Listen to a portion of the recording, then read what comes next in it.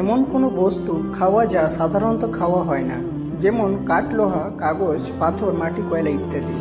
2 নম্বর, ভুলে খাওয়া বা পান করার পর রোজা ভেঙে গেছে মনে করে আবার ইচ্ছাকৃতভাবে খাওয়া বা পান করা।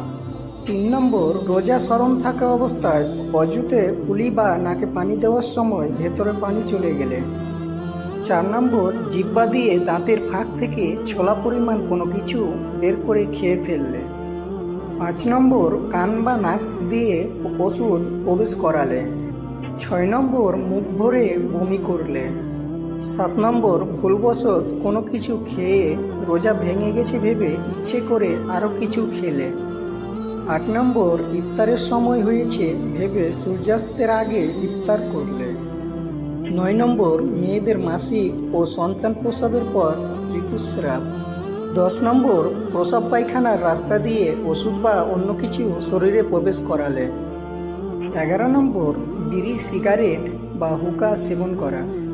12 নম্বর, দাঁত দিয়ে রক্ত বের হলে যদি তা থুতুর চেয়ে পরিমাণে বেশি হয় এবং কণ্ঠনালীতে চলে যায়।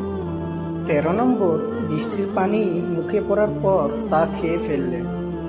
14 নম্বর, স্ত্রী বা কোনো নারীকে শুধু স্পর্শ প্রভৃতি করার কারণেই বীর্যপাত হয়ে গেলে। 15 নম্বর, কেউ জোরপূর্বক রোজাদারকে মুখে কোনো কিছু দিলে এবং তা কণ্ঠনালীতে পৌঁছে গেলে।